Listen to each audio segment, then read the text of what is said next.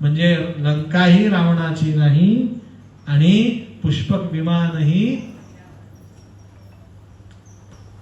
कुबेरानेही जाऊन तक्रार ब्रह्मदेवाकडे केली. ब्रह्मदेवाने सांगितलं सध्या मी काही करू शकत नाही, योग्य वेळेस नारायण अवतार घेतील, रावणाचं पारिपत्य करतील, तोपर्यंत तुला हिमालयाच्या उत्तर दिशेला अलका नावाच्या पर्वतावरती, अलका पर्वत ज्याला म्हणतात, अलकावती नगरी म्हणतात, त्या नगरीमध्ये वाडा बांधून देतो. म्हणून ब्रह्मदेवाने कुबेराला सोन्याचा जसा लंकेत वाडा तसा अलकावतीमध्ये वाडा बांधून दिला. ईश्वराची कृपा होईल आपल्यावरती. त्यावेळेस आपण अलकापुरीला जाऊ. अलकापुरीला जायला बीपी नको, ब्लड प्रेशर नको, डायबिटीस, हार्ट बीट्स उत्तम लागतात, शरीरामध्ये थोडंसं तारुण्य लागतं. बद्रीनाथ पासून 28 किलोमीटर अंतरावरती.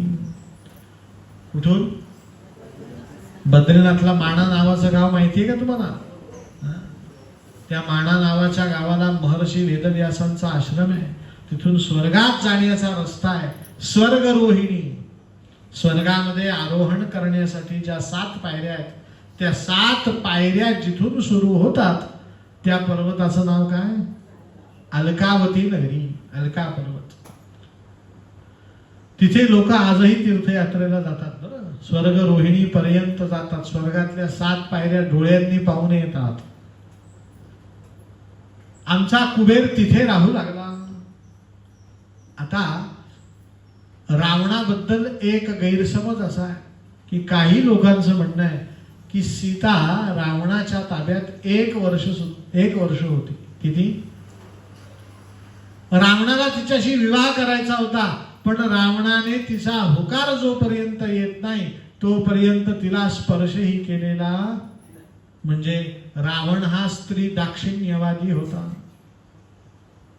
स्त्रीच्या परवानगीशिवाय तिच्या शरीराला हात लावू नये असा मानणाऱ्यांपैकी होता. असा आपला काय होतो? गैरसमज होतो. परिस्थिती ती नाही. या रावणाने कुबेराची सून जी अप्सरा आहे तिचं नाव आहे पुंजिकस्थला. काय नाव आहे? नाव सांगा. या पुंजिकस्थला नावाच्या अप्सरेचं नुसतं नाव मुखातनं जरी घेतलं तरी मनुष्याला कुठल्याही कार्यात यश मिळतं. ही यशवर्धिनी नावाची अप्सरा आहे. पुंजिकस्थला कुबेराची सून होती आणि रावणाने तिचं अत्यंत अपरिमित सौंदर्य बघितलं आणि रावण तिच्यावरती भाळला आणि अत्याचार करून तिला विटंबना करत आला. ती रडत रडत ब्रह्मदेवाकडे गेली. ती रडत होती, तिच्यावर अत्याचार झाला म्हणून, पण ती कोमलांगी हृदयी नव्हती. म्हणजे ती मनात ठेवणारी नव्हती. ती सरळ ब्रह्मदेवाकडे गेली आणि ब्रह्मदेवाला सांगू लागली, ब्रह्मदेवा तुम्ही वरदान देणं बंद करा. तुम्ही त्या रावणाला अत्यंत मोठे मोठे बलवान वर देऊन टाकले, परिणाम रावण माझ्यासारख्या स्त्रियांवरती अत्याचार करतो. आता मलाही बलवान तुम्ही करा. मी माझ्या अपमानाचा काय घेईन? ती शांत बसणाऱ्यातली स्त्री नव्हती. ब्रह्मदेवाने सांगितलं तू काही चिंता करू नकोस, रावणाचा बंदोबस्त मी करतो.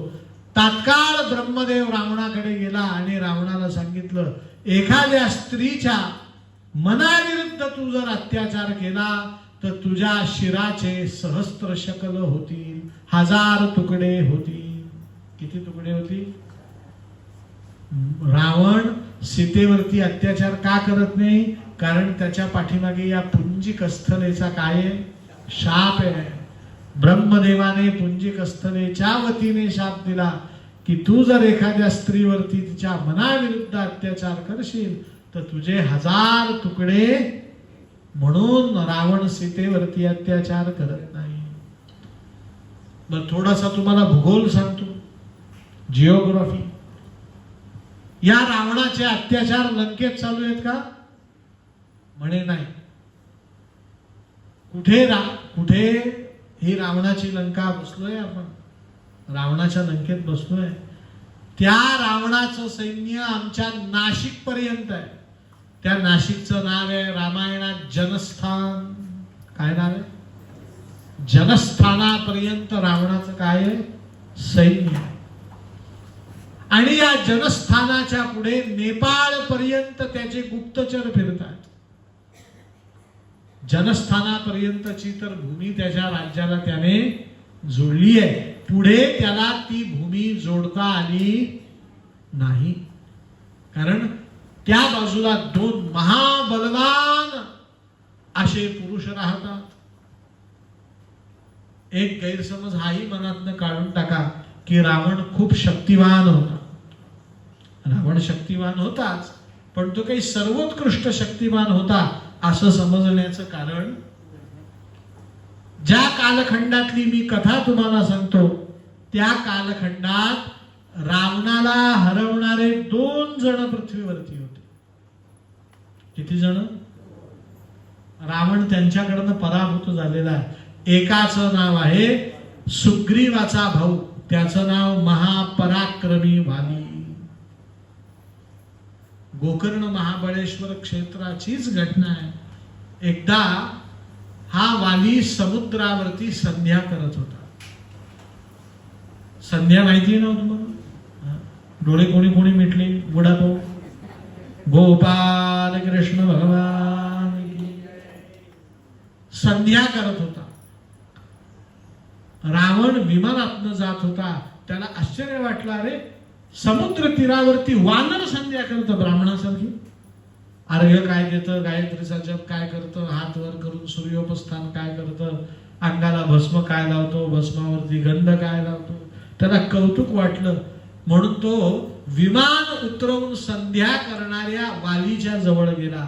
नेमकं वालीने पाणी सोडलं होतं. मम शेष पापक्षयार्थम गायत्री जपमहं करिष्ये. गायत्रीचा जप मी माझं पाप निवृत्त व्हावं म्हणून करतो. पाणी सोडलं, माळ हातात धरली, अजून मेरुमणीच हातात आहे. काय हातात आहे? इतक्यात तो रावण आला आणि वानराच्या हातातली माळ पळून घेऊन जायला निघाला. वालीने पाहिलं, अरे हा राक्षस माझी माळ पळून पाहत आहे. त्याने रावणाला जे धरलं आणि काखेमध्ये दाबून धरलं. आणि या वालीचा नियम होता, रोज 108 वेळा गायत्री जप करायचा. किती वेळा? याने ठरवलं आज 3-4 माळी जप करू. रोज 1 माळ करतो ना, आज किती? काखेत धरून गुदमरवला रावण. 1 माळ झाली, 2 माळ झाली, 3 माळ झाली.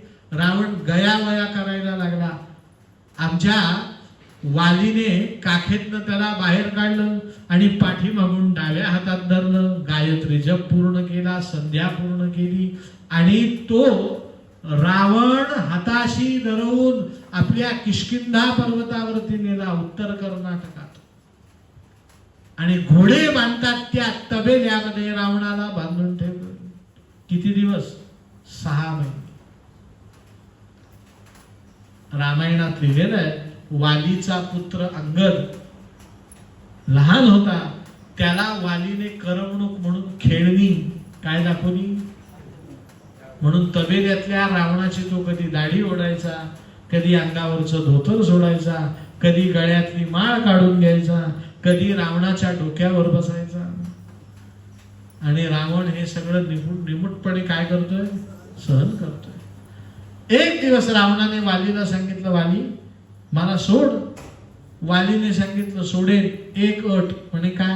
तू अत्यंत वाईट आहेस म्हणे. रावणाला सांगितलं, तुला मी सोडतो, चुकूनही किष्किंधा पर्वतावरती परत यायचं. म्हणून रावण नाशिक पर्यंत जातो, पण नाशिकला जाताना हम्पी नावाचं शहर आहे, जिथे किष्किंधा पर्वत आहे. त्या किष्किंधा पर्वताकडे ढुंकूनही पाहत. आणि रावणाला हरवणारा दुसरा एक राक्षस आहे, त्याचं नाव आहे सहस्त्रार्जुन. काय नाव आहे? कोणाला माहिती हो सहस्त्रार्जुन? हात वर करा. हा मगा नाव घेतलं त्या महेश्वर नगरीचा राजा आहे. महेश्वर सांगितलं ना, नर्मदेच्या तीरावर महेश्वर नावाचं गाव आहे. त्या नगरीचा राजा आहे. दत्तात्रेयांचा भक्त आहे. कोणाचा? त्याचा प्रसिद्ध मंत्र आहे अनुसूयात्री संभूतो दत्तात्रेयो दिगंबरः स्मरतृगानि स्वभक्तानां उद्धरता भवसंकटात। या मंत्राचा सदैव तो काय करतो? जप करतो। 1000 हात असलेला अर्जुन आणि या सहस्त्रार्जुनावरती दत्ताची एवढी कृपा आहे की दत्तात्रेयांनी सहस्त्रार्जुनाला वरदान दिलेलं आहे। सगळ्यांनी हात जोडा।